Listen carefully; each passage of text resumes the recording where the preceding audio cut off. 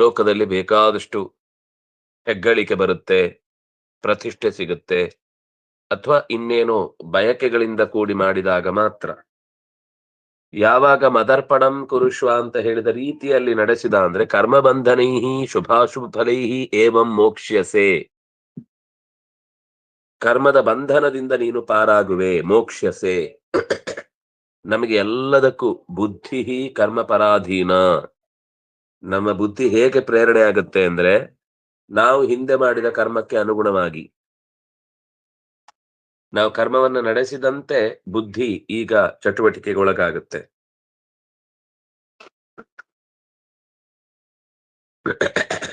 ನಾವು ಕರ್ಮಕ್ಕೆ ಅನುಗುಣವಾಗಿ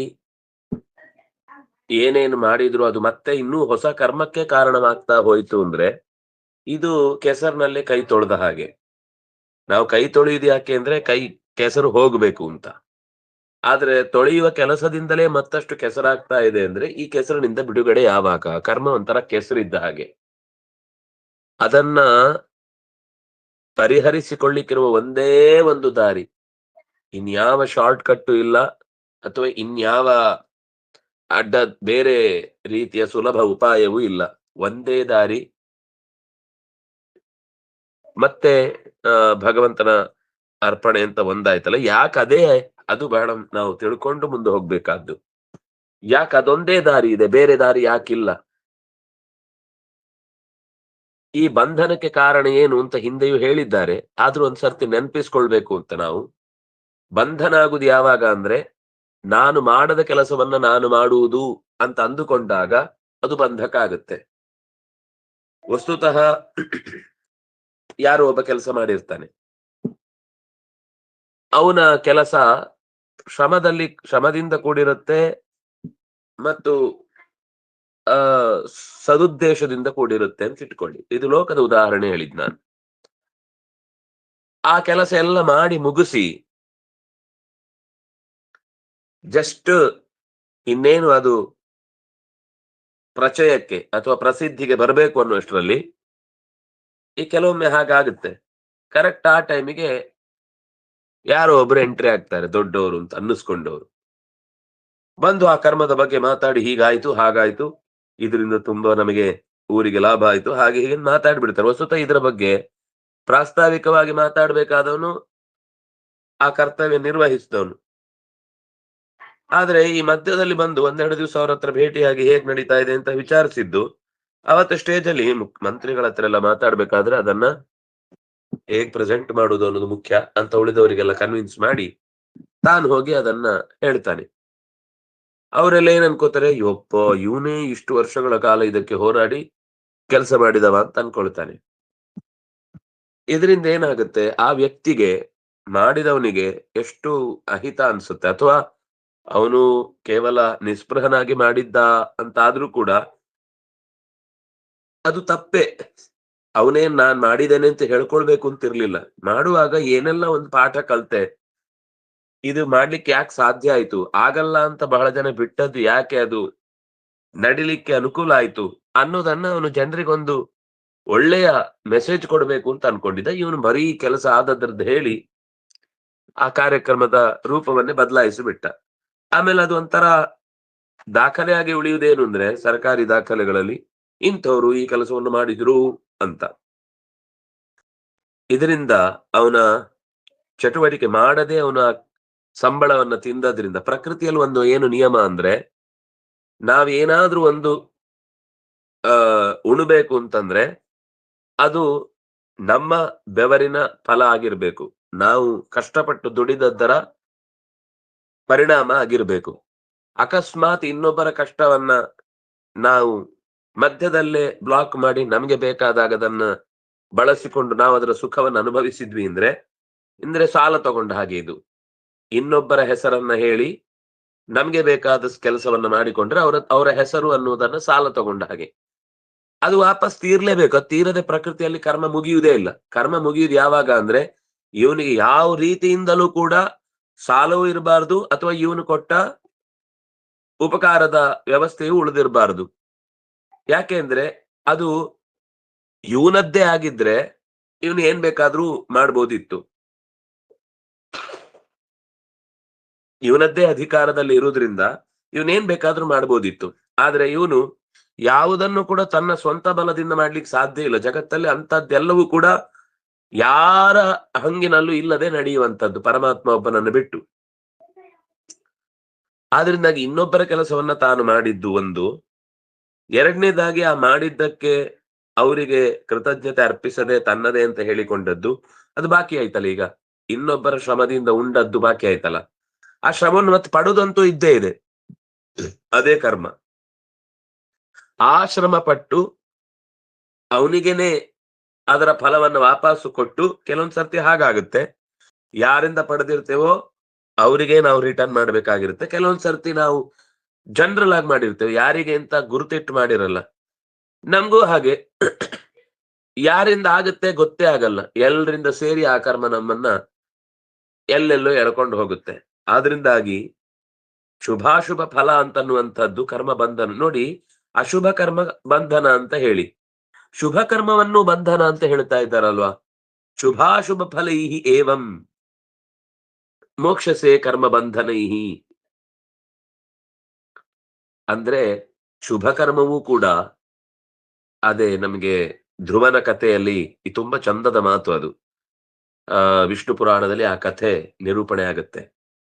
ಧ್ರುವನ ಪೂರ್ವದಲ್ಲಿ ಒಬ್ಬ ಸಾತ್ವಿಕನಾದ ಋಷಿಕುಮಾರ ತುಂಬಾ ಅದ್ಭುತವಾಗಿ ತನ್ನ ಜೀವನವನ್ನ ಸಾಧನೆಯ ದಾರಿಯಲ್ಲಿ ಕಳೆದವ. ಸಾಧನೆ ಮಾಡ್ತಾ ಮಾಡ್ತಾ ಮಾಡ್ತಾ ಮೈ ಮರೆತು ಬಿಟ್ಟಿದ್ದ ಸಾಧನೆಯಲ್ಲಿ. ಇನ್ನೊಂದು ಅಂದ್ರೆ ಅದು ಪ್ರಾರಬ್ಧ ಹೇಗಿರುತ್ತೆ ಅನ್ನೋದಕ್ಕೆ ಇನ್ನೊಂದು 6 ತಿಂಗಳು ಬಾಕಿ ಇದ್ದಾಗ ಅವನು ಇನ್ನು ಈ ಕೂಡ್ಲೆ ಆ ಫಲವನ್ನ ಪಡೆಯುವುದು ಆಗಿರ್ಲಿಲ್ಲ, ಅಥವಾ ಪಡೆಯುವುದಕ್ಕೆ ಬೇಕಿರುವ ಕಾಲ ಪಕ್ವ ಆಗಿರ್ಲಿಲ್ಲ. ಎಲ್ಲೋ ಒಂದು ಕಡೆ ಒಳಗಿನಿಂದ ಆಸೆಯ ಬೇರು ಒಳಗೆ ಅಂಟಿಕೊಂಡಿತ್ತು. ಅದಕ್ಕೊಂದು ವೇದಿಕೆ ಸಿದ್ಧವಾಯಿತು. ಅದೇ ದೇಶದ ಒಬ್ಬ ರಾಜ ಆ ಋಷಿಯ ಆಶ್ರಮಕ್ಕೆ ಬರ್ತಾನೆ. ಆ ಋಷಿ ಅವರನ್ನ ನೋಡಿ ಸಂತೋಷ ಪಡ್ತಾನೆ. ಆದ್ರೆ ಅಕಸ್ಮಾತ್ ಆಗಿ ಅವನ ಮನಸ್ಸಿನಲ್ಲಿ ಆ ಋಷಿ ಕೆಳಗಿಳಿಯುವಾಗ ಕಾಲ್ ಹಿಡಿಲಿಕ್ಕೊಬ್ಬ, ಇಳಿಯುವಾಗ ಕೈಗೆ ಆಧಾರ ಕೊಡ್ಲಿಕ್ಕೆ ಮತ್ತೊಬ್ಬ, ಅವನ ಖಡ್ಗವನ್ನ ಒಬ್ಬ ತಗೊಂಡ, ಕಿರೀಟವನ್ನು ಒಬ್ಬ ತಗೊಂಡ. ಅಂದ್ರೆ ಆಶ್ರಮಕ್ಕೆ ಹೋಗುವಾಗ ಒಳಗೆ ಅದನ್ನೆಲ್ಲ ಹಾಕೊಂಡು ಹೋಗುವಾಗಿಲ್ಲ. ಅವನ ಪಾದರಕ್ಷೆಯನ್ನ ಇನ್ನೊಬ್ಬ ತಗೊಂಡ, ದಾರಿಯಲ್ಲಿ ಏನಾದ್ರೂ ಇದೆಯೋ ಅಂತ ನೋಡ್ಕೊಂಡು ಇನ್ನೊಬ್ಬ ಕಸ ಗುಡಿಸ್ಕೊಂಡು ಹೋದ. ಒಳಕ್ಕೆ ಬರುವಾಗ ಅವನು ಗುರುಗಳಿಗೆ ಅಂತ ಸಿದ್ಧಪಡಿಸಿದ್ದ ಹಣ್ಣೋ ಹೂವೋ ಇನ್ನೇನ್ ಪದಾರ್ಥಗಳಿತ್ತು ಅದನ್ನೆಲ್ಲ ತಯಾರು ಮಾಡಿ ಇನ್ನೊಬ್ಬ ಹಿಡ್ಕೊಂಡಿದ್ದ. ಕೈಗೆ ನೀರ್ ಹಾಕ್ಲಿಕ್ಕೆ ಒಬ್ಬ ಬಂದ. ಹೀಗೆ ಎಲ್ಲ ಇಡೀ ಅವನ ರಥದಿಂದ ಇಳಿದು ತನ್ನ ಆಶ್ರಮಕ್ಕೆ ಬರುವ ತನಕವೂ ಕೂಡ ಕೈಗೊಬ್ಬ, ಕಾಲ್ಗೊಬ್ಬ, ಬೆರಳಿಗೊಬ್ಬ, ಪ್ರತಿಯೊಂದು ದೇಹದ ಅಂಗಗಳಿಗೊಬ್ಬ ಅನ್ನುವ ಹಾಗೆ ನೋಡಿಕೊಳ್ಳಿಕ್ಕೆ, ವ್ಯವಸ್ಥೆ ಮಾಡಲಿಕ್ಕೆ ಸಹಕಾರ ನೀಡುವ ಸೇವಕರನ್ನ ನೋಡಿ ಇದ್ದಕ್ಕಿದ್ದಾಗ ಅದು ಕೆಲವೊಮ್ಮೆ ಗಮನಿಸದೆ ಹಾಗೆ ಹೋಗ್ಬೋದಿತ್ತೋ ಏನೋ, ಅದು ಒಳಗೆ ಇದ್ದ ಒಂದು ಸಣ್ಣ ಬಯಕೆ ಎದ್ದು ಬಿಡ್ತು. ಅವನು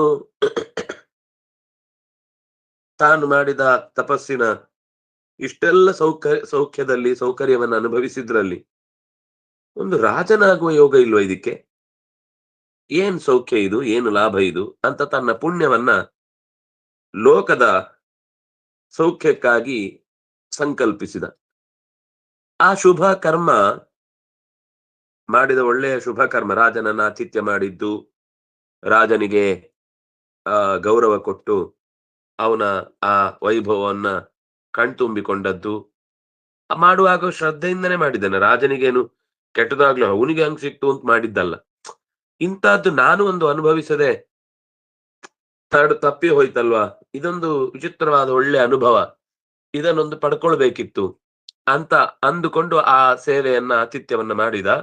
ಅದು ಶುಭವಾದ ಕರ್ಮವಾಗಿ ಅವನಿಗೊಬ್ಬ ರಾಜನಾಗುವ ಯೋಗವನ್ನು ಒದಗಿಸಿತು.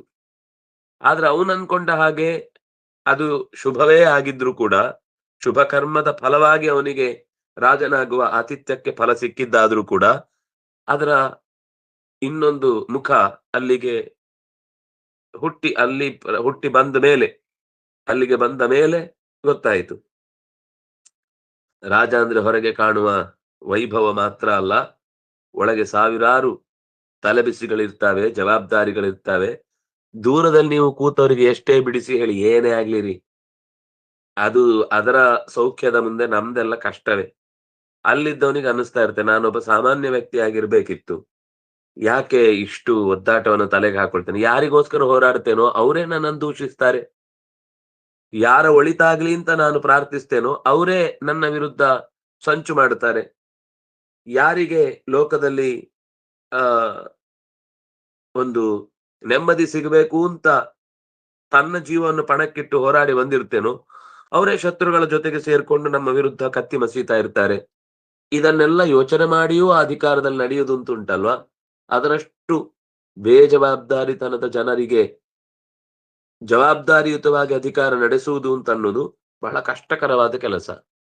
ಅದು ಅವನಿಗೆ ಧ್ರುವನಾಗಿ ಹುಟ್ಟಿದ ಮೇಲೆ ಗೊತ್ತಾಯಿತು. ವಸುತವನ ಆತಿಥ್ಯ ಮಾಡಿದ್ದರ ಫಲ ಶುಭವೇ, ಆದ್ರೆ ಶುಭವಾಗಿ ಬಂದ ರಾಜನ ಮನೆತನದಲ್ಲಿ ಹುಟ್ಟು ಅವನಿಗೆ ಕೆಟ್ಟ ಅನುಭವವನ್ನೇ ಕೊಟ್ಟಿತ್ತು. ಅದು ಮತ್ತೆ ಒಳ್ಳೇದಾಯ್ತು ಬೇರೆ ಪ್ರಶ್ನೆ, ಸಾತ್ವಿಕ ಜೀವನಾಗಿದ್ದ ಸರಿ, ಅವನ ಗುರಿ ಸ್ಪಷ್ಟವಾಗಿತ್ತು. ಒಂದು ಕ್ಷಣ ಅದು ತಡೆದು ಹೋಯ್ತು. ಶುಭ ಫಲ ಏನಾಗುತ್ತೆ ಅನ್ನೋದರ ಬಗ್ಗೆ ಎಚ್ಚರ ಬಂತು ಅವನಿಗೆ. ಅಂದ್ರೆ ಮತ್ತೆ ಬಂಧನಕ್ಕೆ ಕಾರಣವಾಗುವ ಶುಭ ಕರ್ಮಗಳು ಕೂಡ ನನಗೆ ಬಿಡಬೇಕಾದ್ದೇ. ಪುಣ್ಯ ಪಾಪೇ ವಿಧೂಯ ನಿರಂಜನ ಪರಮಂ ಸಾಮ್ಯಮುಪೈತಿ. ವೇದ ಮಂತ್ರದ ಸಾರ ಇದು ಈ ಶ್ಲೋಕ. ಪುಣ್ಯ ಪಾಪೇ ವಿಧೂಯ ಪಾಪೇನ ಪಾಪಂ ಲೋಕಂ ನಯತಿ ಪುಣ್ಯೇನ ಪುಣ್ಯಂ ಅಂತ ಹೇಳುವ ಮಂತ್ರದ ಸಾರಭೂತವಾಗಿ ಪುಣ್ಯತರವಾದ ಲೋಕಗಳಿಗೆ ಹೋದ್ರೂ ಕೂಡ ಶುಭ ಕರ್ಮವನ್ನ ಅನುಭವಿಸುವ ಹಿನ್ನೆಲೆಯಲ್ಲೂ ಕೂಡ ಅದೂ ಕೂಡ ತಾತ್ಕಾಲಿಕವಾದದ್ರಿಂದ ದುಃಖ ಅನ್ನೋದು ಕಟ್ಟಿಟ್ಟು ಬುತ್ತಿ. ಆದ್ರಿಂದಾಗಿ ಶುಭ ಮತ್ತು ಅಶುಭ ಕರ್ಮಗಳ ಕರ್ಮಬಂಧನಕ್ಕೆ ಕಾರಣವಾಗುವ ಫಲಗಳನ್ನ ನೀನು ಬಿಡಿಸಿಕೊಳ್ಳುತ್ತಿ. ಏವಂ ವಿಮೋಕ್ಷಸೆ. ಸನ್ಯಾಸ ಯೋಗ ಯುಕ್ತಾತ್ಮ. ಸನ್ಯಾಸ ಅಂದ್ರೇನು? ಕಾವಿಶಾಟಿ ಹೊತ್ತುಕೊಂಡು ಕೂಡುದು ಅಂತ ಅರ್ಥ ಅಲ್ಲ. ಅದರಿಂದ ಬರಬಹುದಾದ ಪ್ರಯೋಜನವನ್ನ ಕಲ್ಪಿಸಿಕೊಳ್ಳದೆ, ಅದೇನು ಅದರಿಂದ ಜನ ಇಷ್ಟಪಡ್ತಾರೆ ಅಥವಾ ಕೆಲಸ ಮಾಡೋದು ಮಾತ್ರ ನನ್ನ ಕೈಯಲ್ಲಿರುವುದು. ಆ ಕೆಲಸ ಮಾಡಿದ್ಮೇಲೆ ಅದಕ್ಕೆ ಜನ ಹೇಗ್ ಪ್ರತಿಕ್ರಿಯಿಸ್ತಾರೆ ಇದ್ರ ಬಗ್ಗೆ ನಿರೀಕ್ಷೆ ಮಾಡ್ಲಿಕ್ಕೆ ಆಗಲ್ಲ. ಯಾಕಂದ್ರೆ ನಮ್ ಕೆಲಸ ಕಾರ್ಯಭಾರ ಚೆನ್ನಾಗಿ ಯಶಸ್ವಿಯಾಗಿ ನಡೀಬೇಕು ಅಂತ. ಸ್ವೀಕರಿಸಬೇಕಾದವ್ರ ಕತೆ ಹೇಗಿರುತ್ತೋ ಗೊತ್ತಿಲ್ಲ ನಮ್ಗೆ. ಆದ್ರಿಂದಾಗಿ ಅದರಿಂದ ಸಿಗಬಹುದಾದ ಪ್ರತಿಫಲದ ಹಂಗನ್ನ ಬಿಟ್ಟು ನಂಟನ್ನ ತೊರೆದು ಕರ್ತವ್ಯದಲ್ಲಿ ಯಾರು ಮನಸ್ಸನ್ನು ಪೂರ್ಣವಾಗಿ ಇರಿಸುತ್ತಾನೋ ಅವನು, ಅಥವಾ ವಿಮುಕ್ತೋ ಮಾಮುಪೈಷ್ಯಸಿ, ಅಂಥವನು ಅಥವಾ ಅಂಥ ನೀನು ವಿಮುಕ್ತ, ವಿವಿಧ ರೀತಿಯ ಬಿಡುಗಡೆಯನ್ನ ಪಡೆದು, ಅಂದ್ರೆ ಪುಣ್ಯಲೋಕದಿಂದಲೂ ಬಿಡುಗಡೆ ಆಗಬೇಕು, ಪಾಪಲೋಕದಿಂದಲೂ ಬಿಡುಗಡೆ ಆಗಬೇಕು, ಕೊನೆಗೆ ಸಂಸಾರದಿಂದಲೇ ಬಿಡುಗಡೆ ಆಗಬೇಕು. ಕೇವಲ ಈಗ ನಾರದನಿಗೆ ಪುಟ್ಟ ಮಗುವಾಗಿ ಹಿಂದಿನ ಜನ್ಮದಲ್ಲಿ ತಡೆಯಾಗಿದ್ದ ತಾಯಿಯ ಪ್ರೀತಿಯೇ ಅವನಿಗೆ ತುಂಬಾ ಸಾಧನೆಗೆ ತೊಡಕಾಗಿತ್ತು. ಆದ್ರೆ ಅದು ಉದ್ದೇಶಪೂರ್ವಕವಾಗಿ ಮಾಡುತ್ತಿರ್ಲಿಲ್ಲ. ಆದ್ರೆ ಅವನಿಗೆ ಯಾವಾಗ ಒಂದು ಜೀವನದಲ್ಲಿ ಕಹಿಯಾದ ಘಟನೆ ಬಂತು, ಅವನದನ್ನ ಕಹಿ ಅಂತ ತಗೊಳ್ಳಿಲ್ಲ, ಅದನ್ನ ಸಿಹಿ ಅಂತ ಸಂಭ್ರಮಿಸಿದ್ದಲ್ಲ. ಆದ್ರೆ ದೇವರೇ ನಿನಗೆ ಇಲ್ಲಿಯ ತನಕದ ದಾರಿಯಲ್ಲಿ ಇದ್ದ ತೊಡಕನ್ನ ನಾನು ತೆಗೆದಿದ್ದೇನೆ ಅಂತ ನನ್ನನ್ನ ಋಷಿಗಳ ಜೊತೆಗೆ ಎಲ್ಲಿ ಬೇಕಾದ್ರೂ ಓಡಾಡು ಅಂತ ದೇವರು ಹೀಗೆ ನನ್ನನ್ನ ಕರ್ಕೊಂಡು ಬಂದ. ಬೇರೆಯವರಾದ್ರೆ ಬೈತಿದ್ರು. ನಾವು ಲೋಕದಲ್ಲಿ ಇದನ್ನು ನಿರಂತರ ನೋಡ್ತಿರ್ತೇವೆ. ದೇವರಿಗೆ ಕರುಣೆನೇ ಇಲ್ಲ.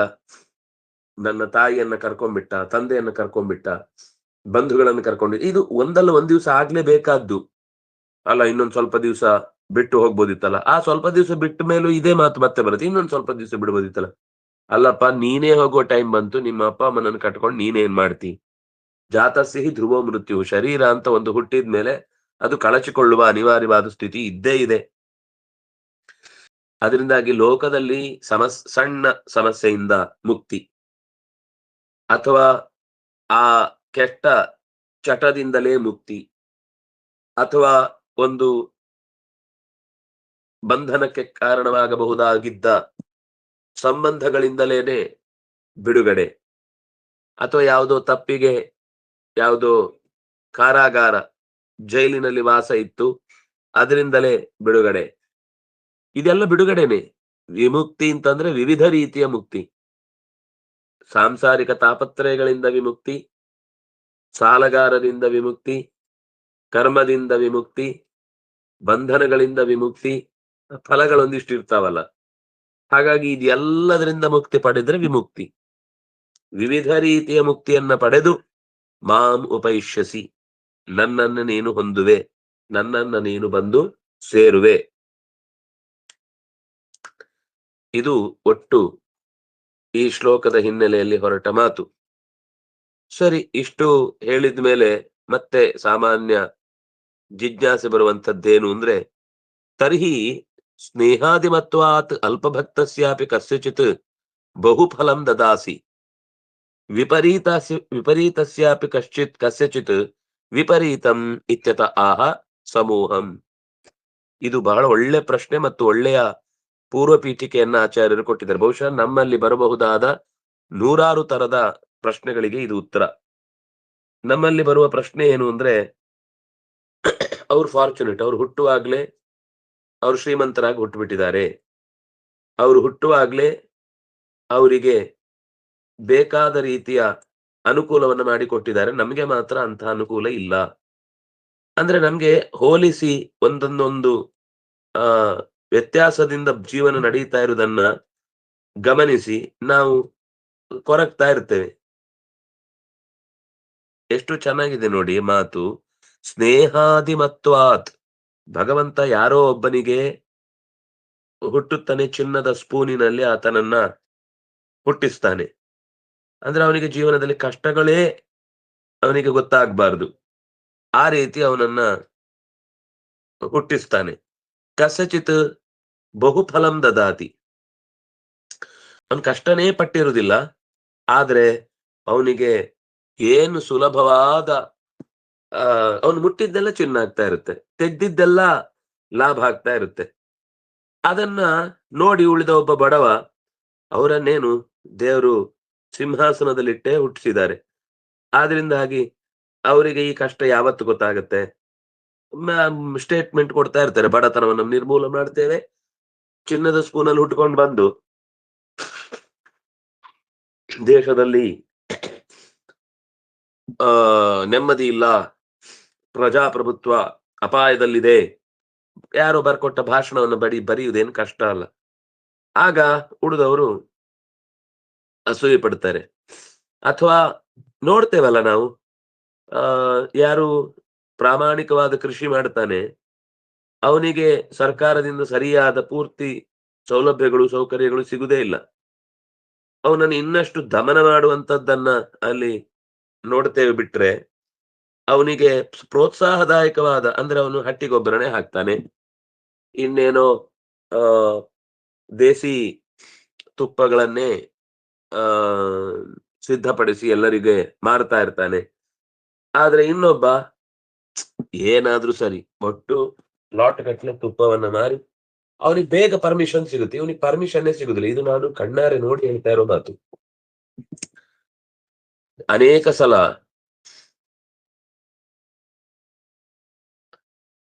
ನಿಜವಾದ ಕಾಳಜಿಯಿಂದ ಕೃಷಿ ಮಾಡುವವನು ಅಥವಾ ಗೋವುಗಳನ್ನು ಸಾಕುವವನು, ಅಥವಾ ಬೆಂಗಳೂರಲ್ಲೇ ತಗೊಳ್ಳಿ, ನಿಮ್ಗೆ ಹಸು ಸಾಕ್ಬೇಕು ಅಂದ್ರೆ ಪರ್ಮಿಷನ್ ಬೇಕು BBMP ಇಂದ. ನೀವು ಒಳ್ಳೆ ಕೆಲಸ ಮಾಡ್ತೀರಿ ಅಂತ ಯಾರು ನಿಮ್ಮನ್ನ ಬೆಂಬಲಿಸಲ್ಲ.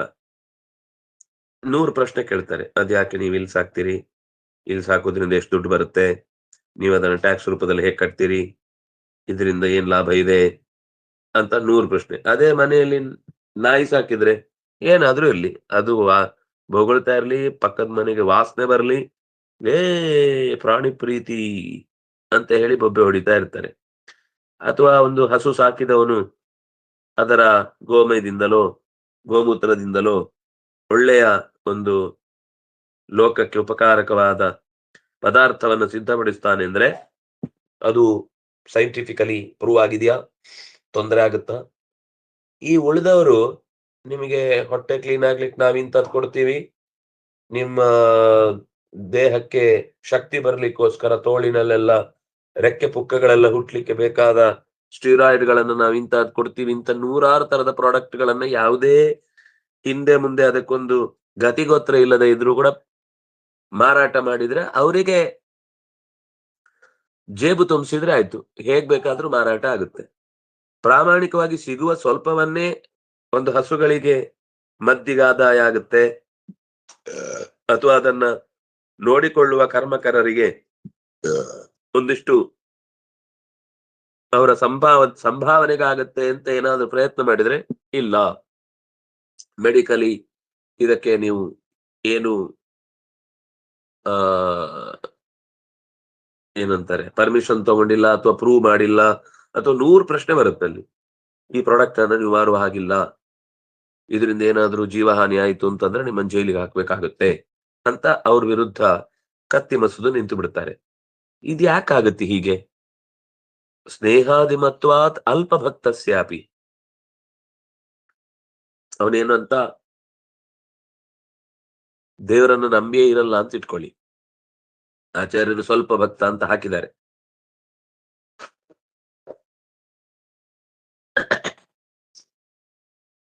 ನಾವು ಲೋಕದಲ್ಲಿ ನೋಡುದು ಹೆಚ್ಚು ಕಮ್ಮಿ ಹೀಗೆ ಅಲ್ವಾ? ಅವರಿಗೆ ದೇವರು ದಿಂಡ್ರ ಬಗ್ಗೆ ಭಯನೇ ಇರಲ್ಲ, ಆದ್ರೆ ಏನ್ ಆನಂದವಾಗಿ ಜೀವನದ ಎಲ್ಲಾ ಸೌಖ್ಯಗಳನ್ನ ಕೋಟಿಗಟ್ಟಲೆ ಲಾಭ ಮಾಡಿಕೊಂಡು ಅನುಭವಿಸ್ತಾ ಇರ್ತಾರೆ. ಇನ್ನು ಕೆಲವರು ಇಡೀ ಜೀವನ ಪ್ರಾಮಾಣಿಕವಾದ ದುಡಿಮೆಯಲ್ಲಿ ಒಬ್ಬರ ಹತ್ರ ಒಂದು ಕೈ ಚಾಚಿ ಸಂಪಾದನೆ ಮಾಡಿದವರಲ್ಲ. ಯಾರಾದ್ರೂ ಕೊಟ್ಟರು ಕೂಡ ಅದನ್ನ ಎಡಗೈಯಲ್ಲೂ ಮುಟ್ಟಲ್ಲ. ಅದನ್ನ ಇನ್ಯಾವುದೋ ಆಶ್ರಮಕ್ಕೋ ಯಾವುದರಿಂದ ಅವರಿಗೆ ಆನಂದ ಆಗುತ್ತೋ ಅಂತ ಸಂಸ್ಥೆಗಳಿಗೆ ಕೊಟ್ಟು ಸಮಾಧಾನ ಪಟ್ಕೊಳ್ತಾರೆ. ಅಂಥವರಿಗೆ ವಿಪರೀತವಾದ ಫಲ ಮತ್ತು ಕಷ್ಟವೇ ಬರ್ತಾ ಇರುತ್ತೆ. ಅವರ ಒಳ್ಳೆತನವನ್ನು ಸಮಾಜವೂ ಗುರುತಿಸಲ್ಲ, ಎಷ್ಟೋ ಸಲ ಸಜ್ಜನರು ಅನ್ಸ್ಕೊಂಡವರಿಗೂ ಅರ್ಥ ಆಗಲ್ಲ. ಅವರಿಗೆ ಇನ್ ಯಾಕೆ ಈ ಕೆಲಸ ಮಾಡ್ತಿದ್ದಾನೆ, ಇವನಿಗೆ ಏನ್ ಲಾಭ ಇದೆ, 100 ಪ್ರಶ್ನೆ ಕೇಳಿ ಅವನನ್ನ ತಿಣುಕಿ ಬಿಡ್ತಾರೆ. ಯಾಕಾದ್ರೂ ಅವನು ಆ ಸಂಸ್ಥೆಗೆ ಸಹಾಯ ಮಾಡಿದ್ದು ವೆಲ್ ಟ್ಯಾಕ್ಸ್. ನೀವು ಆ ಸಂಸ್ಥೆಗೆ ಹೇಗ್ ದಾನ ಮಾಡಿದ್ರಿ, ಎಲ್ಲಿಂದ ಬಂತು, ನಿಮ್ಗೆ ಯಾವ ವಿದೇಶಿ ಸಂಸ್ಥೆಗಳ ಜೊತೆಗೆ ಸಂಬಂಧ ಇದೆ, ನೀವು ಆ ದುಡ್ಡನ್ನ ಹೇಗ್ ತಂದ್ರಿ, ಇಲ್ಲಿಗೆ ಬರ್ಲಿಕ್ಕೆ ಏನ್ ಕಾರಣ, ಹಾಗೆ ಹೀಗ್ 100. ಅವನು ಛೆ ಒಳ್ಳೆ ರೀತಿಯಿಂದ ಬೇಡ. ಎಷ್ಟೋ ಸರ್ತಿ ಅಪಘಾತ ಆದಾಗ ಸಹಾಯ ಮಾಡಿದ್ರೆ ಸಹಾಯ ಮಾಡಿದವನ ಮೇಲೆನೆ ಕೇಸ್ ಹಾಕ್ಬಿಡ್ತಾರೆ. ಇನ್ನೊಂದ್ ಸರ್ತಿ ಯಾರಾದ್ರೂ ಸಹಾಯಕ್ಕೆ ಹೋಗ್ತಾರ? ಅಂದ್ರೆ ಆತರ ಯಾಕಾಗುತ್ತೆ? ದೇವ್ರು ತನಗೆ ಯಾರದ್ದೋ ಮೇಲೆ ಪ್ರೀತಿ ಇದೆ ಅಂತ ಅವನನ್ನ ಮೆರೆಸ್ತಾನೆ, ಇನ್ಯಾರದ್ದೋ ವ್ಯಕ್ತಿಯ ಮೇಲೆ ತನಗೆ ಪ್ರೀತಿ ಇಲ್ಲ ಅನ್ನುವ ಕಾರಣಕ್ಕಾಗಿ ಅವನನ್ನು ಅಳಿಸ್ತಾನೆ. ಇದು ಲೋಕದಲ್ಲಿ ನಡೀತಾ ಇದೆಲ್ಲ. ನಿನ್ನನ್ನು ಉಪೇಕ್ಷಿಸಿ ಅಂತ ಹೇಳಿದಿ, ಆದ್ರೆ ಲೋಕದಲ್ಲಿರುವಂತಹ ಈ ಅವ್ಯವಸ್ಥೆಯನ್ನ ಹೇಗೆ ಅರ್ಥ ಮಾಡ್ಕೊಳ್ಳುದು? ಇದು ಬಹುಶಃ ಪ್ರತಿಯೊಬ್ಬನ ಜೀವನದಲ್ಲೂ ಬರುವಂತಹ ಪ್ರಶ್ನೆ. ಬಹಳ ಜನ ಫಾರ್ಚುನೇಟ್ ಆಗಿರ್ತಾರೆ, ಅವ್ರಿಗೇನು ಕಷ್ಟವೇ ಇಲ್ಲ, ನಮ್ಗೆ ಮಾತ್ರ ಜೀವನದಲ್ಲಿ ಎಲ್ಲಾ ಕಷ್ಟ ಇರುದು, ದೇವ್ರು ಯಾಕೆ ಹೀಗೆ ಅವ್ರಿಗೆ ಕಷ್ಟ ಕೊಡದೆ ನಮ್ಗೆ ಮಾತ್ರ ಕಷ್ಟ ಕೊಡ್ತಾನೆ? ನಮ್ಗೆ ಗೊತ್ತಿಲ್ಲ. ಅವನ ಸ್ಟೇಜ್ ಅಲ್ಲಿ ಇದ್ರೆ ಅವನು ಹೇಳ್ತಾನೆ ನಾನೇ ತುಂಬಾ ಕಷ್ಟದಲ್ಲಿದ್ದೇನೆ, ಬೇರೆಯವರಿಗೆ ಅಂದ್ರೆ ಜ್ಞಾನಿಯಾದವನು ಕಷ್ಟವನ್ನು ಕೂಡ ರಸವಾಗಿಸಿಕೊಳ್ತಾನೆ. ದಡ್ಡನಾದವನು ತನ್ನ ಸಣ್ಣ ಕಷ್ಟವನ್ನು ಕೂಡ ಬೆಟ್ಟದ ಹಾಗೆ ಮಾಡಿಕೊಂಡು ಉಳಿದವರ ಜೀವನದ ಕಷ್ಟವನ್ನ ಕಾಣುವಲ್ಲಿ ಸೋತು ಅವರು ಸುಖವಾಗಿದ್ದಾರೆ ಅಂತ ತನ್ನ ಸುಖವನ್ನು ಮರೆತು ಹೊಟ್ಟೆ ಕರುಬಿ ಪ್ರಾಣ ಕಳ್ಕೊಳ್ತಾನೆ. ಇದು ಬೇರೆ ಪ್ರಶ್ನೆ. ಆದ್ರೆ ಯಾಕೆ ಹೀಗಾಗತ್ತೆ? ನೋಡುವಾಗಂತೂ ನಮಗೆ ವ್ಯತ್ಯಾಸ ಕಾಣ್ತಾ ಇದೆ. ಒಬ್ಬನಿಗಂತೂ ಸೌಖ್ಯದ ಪರಮಾವಧಿ ಇದೆ, ಇನ್ನೊಬ್ಬನಿಗೆ ಕಷ್ಟದ ಪರಂಪರೆಯೇ ತುಂಬಿ ತುಳುಕ್ತಾ ಇದೆ. ಯಾಕೆ ಹೀಗೆ? ಅದಕ್ಕೆ ಕೃಷ್ಣ ಕೊಟ್ಟ ಉತ್ತರ ಸಮೋಹಂ ಸರ್ವಭೂತೇಷು ನಮೇ ದ್ವೇಷೋಸ್ತಿ ನ ಪ್ರಿಯ ಯೇ ಭಜಂತಿ ತುಮಾಂ ಭಕ್ತ್ಯ ಮಹಿತೆ ತೇಷು ಚಾಪ್ಯಹಂ. ನಾವು ಅದೃಷ್ಟ ಅಂದ್ರೆ ಶಬ್ದ ಹಾಕಿ ಅವ್ರಿಗೆ ಅದೃಷ್ಟ ಚೆನ್ನಾಗಿದೆ, ಅವರ ಹಣೆ ಬರಹ ಚೆನ್ನಾಗಿದೆ, ಅವರ ಆ ಯಾವುದು ದೇವರು ತೆಗೆದುಕೊಟ್ಟದ್ದಲ್ಲ, ಅವ್ರ ಹತ್ರ ಇದ್ದಿದ್ದನ್ನೇ ಕೊಡ್ತಾ ಇದ್ದಾನೆ. ಸ್ಪಷ್ಟ ಹೇಳ್ತಾನೆ, ನಮೇ ದ್ವೇಷ್ಯ ಅಸ್ತಿ. ರಾವಣನಾದ್ರೂ ಕೂಡ ರಾಮ ದ್ವೇಷ ಮಾಡ್ಲಿಲ್ಲ ಅವನನ್ನ. ಹಿರಣ್ಯಾಕ್ಷ ಹಿರಣ್ಯಕಶಿಪುಗಳನ್ನು ಕೂಡ ವಾಮನ ನರಸಿಂಹ ವಾರಾಹ ಅವತಾರಗಳು ದ್ವೇಷ ಮಾಡ್ಲಿಲ್ಲ. ತಪ್ಪನ್ನ ತಿದ್ದಿಕೊಳ್ಳುವ ಸ್ವಭಾವ ಇಲ್ಲದೆ ಇದ್ದಾಗ ಶಿಕ್ಷಿಸಬೇಕಾದ್ದು ಒಬ್ಬ ಯೋಗ್ಯ ನಾಯಕನ ಕರ್ತವ್ಯ ಅನ್ನುವ ದೃಷ್ಟಿಯಿಂದ ಅವರನ್ನ ನಿಗ್ರಹಿಸಿದ್ದು ಬಿಟ್ರೆ, ತನ್ನ ಭಕ್ತನೇ ಅಲ್ಲಿದ್ದಾನೆ ಅನ್ನುವ ಎಚ್ಚರಿಕೆಯಿಂದ ಅವರ ಆರ್ಭಟವನ್ನ ಉಪಟಳವನ್ನ ಸಹಿಸಿಕೊಂಡದ್ದು ಬಿಟ್ರೆ, ಅವ್ರು ಮಾಡಿದ್ದೆಲ್ಲ ಸರಿ ಅಂತಲ್ಲ. ಕಾಲ ಪಕ್ವ ಆಗುವ ತನಕ ಎಷ್ಟೋ ಸಾಧಕರ ಸಾಧನೆಯ ಕೊಡ ತುಂಬಬೇಕು ಅನ್ನೋದಕ್ಕೋಸ್ಕರ ಕಾದದ್ದು ಹೊರತು, ಅವ್ರಿಗೆ ಸುಖವಾಗಿರ್ಲಿ, ನನ್ ಭಕ್ತರು ವಿಜಯರು ಏನ್ ತಪ್ಪು ಮಾಡಿದ್ರು ಸರಿ ಅಂತ ಅವರನ್ನ ವಹಿಸಿಕೊಂಡು ಬಂದದ್ದಲ್ಲ. ಯಾಕೆಂದ್ರೆ ನನಗೆ ಅತ್ಯಂತ ಪ್ರಿಯರು ಯಾರು ಇಲ್ಲ, ಅತ್ಯಂತ ದ್ವೇಷ್ಯರು ಯಾರು ಇಲ್ಲ. ನಮೇ ದ್ವೇಷ್ಯೋಸ್ತಿ ನ ಪ್ರಿಯ. ಮತ್ತೆ ಏ ಭಜಂತಿ ತುಮಾಂ ಭಕ್ತ್ಯ ಮೈತೆ ತೇಷು ಚಾಪ್ಯಹಂ. ಯಾರು ಭಜಂತಿ ಮಾಂ ಅಂದ್ರೆ ಮತ್ತೆ ಈಗ ಏನಾಯ್ತು, ಒಂಥರ ಡಿಕ್ಟೇಟರ್ಶಿಪ್ ಆಯ್ತು. ನನ್ನನ್ನು ಯಾರು ಭಕ್ತಿಯಿಂದ ಪೂಜಿಸುತ್ತಾರೋ, ಯಾರು ನನ್ನನ್ನು ಹಾಡಿ ಹೊಗಳುತ್ತಾರೋ ಅಂಥವರಿಗೆ ನಾನು ವರ ಕೊಡ್ತೇನೆ, ಅಂಥವರ ಬದುಕಿನಲ್ಲಿ ನಾನು ಸುಖವನ್ನು ಇಡುತ್ತೇನೆ ಅಂತ ಹೇಳಿದ ಹಾಗಾಯ್ತು.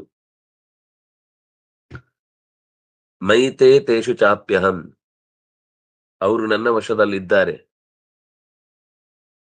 ಆದ್ರೆ ನಾನು ಅವರ ವಶದಲ್ಲಿ ಇಲ್ಲ. ಇದು ಒಬ್ಬ ಸಾಧಕನಿಗೆ ಗೊತ್ತಾಗ್ಬೇಕಾದ ಮೊದಲ ಸಂಗತಿ. ಅವನು ನನ್ನನ್ನ ಸೇವಿಸಿ ಅಂತ ಹೇಳ್ತಾ ಇರುವುದು, ಈಗ ಲೋಕದಲ್ಲಿ ಯಾರಾದ್ರೂ ಒಬ್ರು ಆ ಡಿಕ್ಟೇಟರ್ಶಿಪ್ ಯಾಕೆ ಮಾಡ್ತಾರೆ ಹೇಳಿ? ಆ ಡಿಕ್ಟೇಟರ್ಶಿಪ್ ಅನ್ನ ಬಿಟ್ರೆ ಮರುಕ್ಷಣದಲ್ಲಿ ಅವನನ್ನ ಹೊಡೆದು ಹಾಕಿ ಉಳಿದವರು ಬಂದು ಅಲ್ಲಿ ಕೂಡ್ತಾರೆ. ಆದ್ರಿಂದಾಗಿ ಅವರ ಕೈಗೆ ಅಧಿಕಾರ ಸಿಗಬಾರ್ದು ಅನ್ನುವುದಕ್ಕೋಸ್ಕರ ಬೇರೆ ಬೇರೆ ಬೇಹುಗಾರರನ್ನಿಟ್ಟಿರ್ತಾರೆ, ರಕ್ಷಣಾ ವ್ಯವಸ್ಥೆಗೆ ಸಾವಿರಾರು ಕೋಟಿ ಖರ್ಚು ಮಾಡ್ತಾರೆ. ಇದೆಲ್ಲ ಮಾಡೋದ್ರ ಉದ್ದೇಶ ಏನಂದ್ರೆ, ತನ್ನ ಸ್ಥಾನಕ್ಕೆ ಮತ್ತೊಬ್ಬ ಬಂದಾನು, ತನ್ನ ಅಧಿಕಾರವನ್ನ ಇನ್ನೊಬ್ಬ ಕಿತ್ತುಕೊಂಡಾನು. ಇದು ಬಂದ ಅಧಿಕಾರ, ಆದ್ರಿಂದಾಗಿ ಹೋಗುತ್ತೆ. ಯಾಕಂದ್ರೆ ನಾನ್ ಬರುವ ಮುನ್ನವೂ ಕೂಡ ಇಲ್ಲಿ ಯಾರೋ ಒಬ್ಬರ ಅಧಿಕಾರ ನಡೆಸ್ತಾ ಇದ್ರು. ನನಗೆ ಚೂರು ವೀಕ್ನೆಸ್ ಬಂತು ಅಂದ್ರೆ ಅಷ್ಟೊತ್ತಿಗೆ ಇನ್ನೊಬ್ಬ ಬಂಡುಕೋರ ಬಂದು ನನ್ನನ್ನು ಹೊಡೆದು ಹಾಕಿ ತನ್ನ ಅಧಿಕಾರವನ್ನು ಚಲಾಯಿಸುವುದು ನಿಶ್ಚಯ. ಅದು ತಪ್ಪಿಸ್ಲಿಕ್ಕೆ ಸಾಧ್ಯವೇ ಇಲ್ಲ.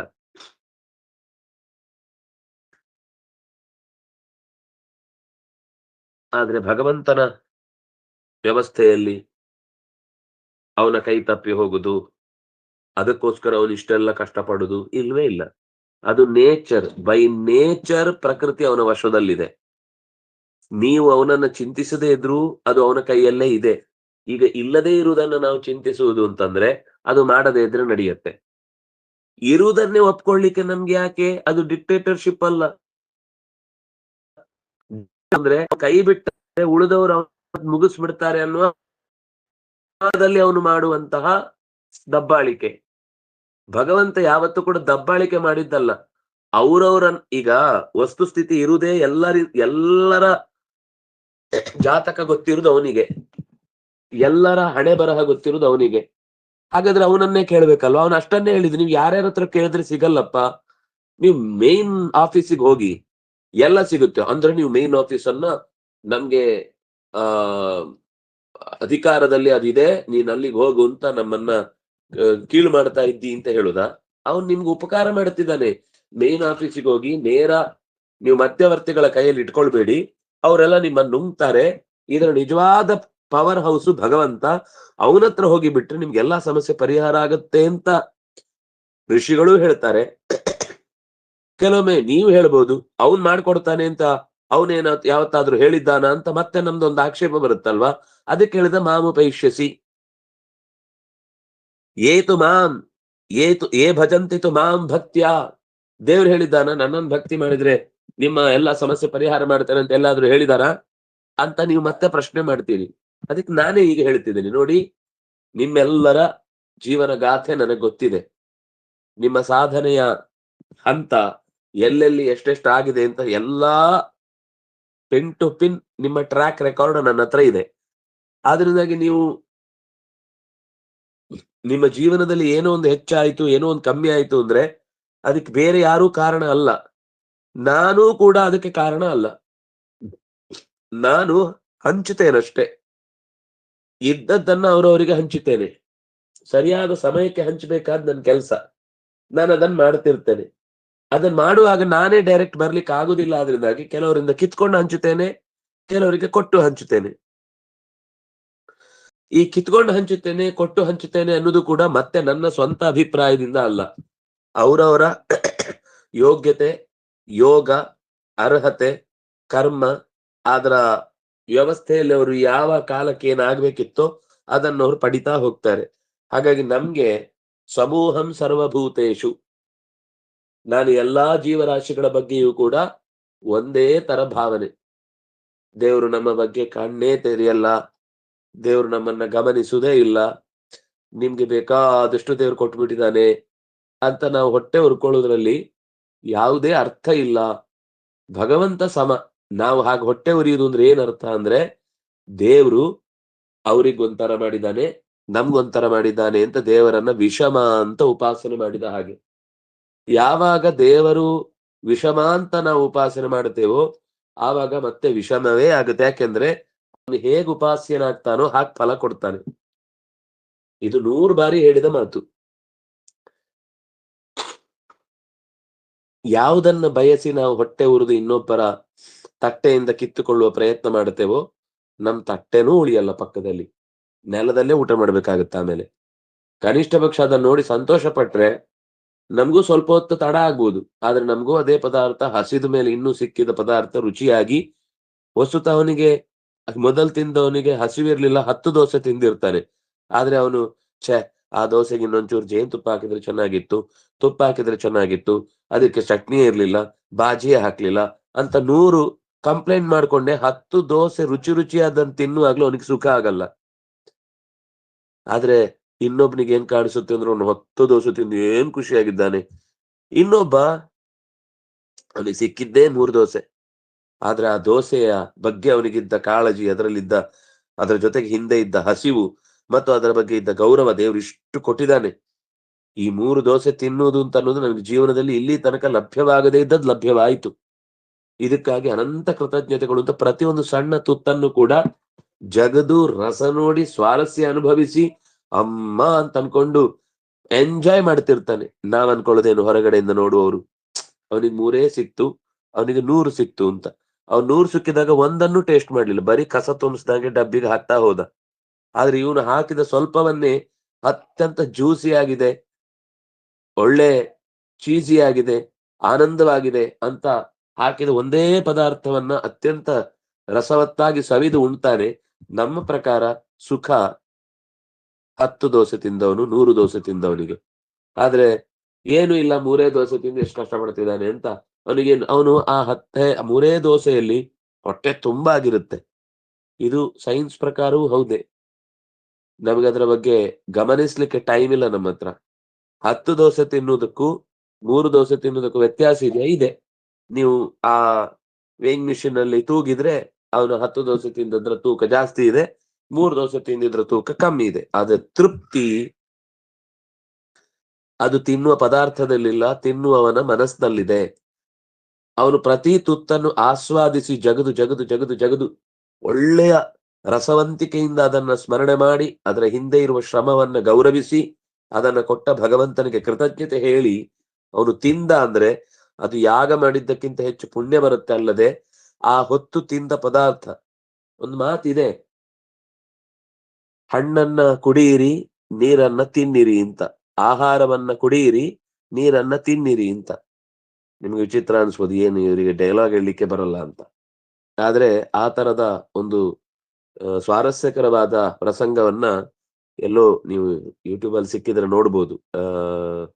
ಆರ್ ಮಾಧವನ್ ಇಂಥದ್ದೊಂದು ಅನುಭವವನ್ನ ಅವರು ಎಲ್ಲೋ ಒಂದು ಕಡೆ ಹೋದ ಪ್ರಸಂಗದಲ್ಲಿ ಅನುಭವಿಸಿದ್ದನ್ನ ಹೇಳಿದ್ದು. ಪದಾರ್ಥ ಎಷ್ಟಿದೆ ಅನ್ನೋದು ಮುಖ್ಯ ಅಲ್ಲ, ಆ ಪದಾರ್ಥಕ್ಕೆ ನಾವು ಎಷ್ಟು ಗೌರವಿಸ್ತೇವೆ ಅನ್ನೋದು ಮುಖ್ಯ. ಅದು ತೃಪ್ತಿಗೆ ಕಾರಣ. ಅದು ಹೊಟ್ಟೆ ತುಂಬುವುದಕ್ಕೆ ಕಾರಣ ಅಂತ.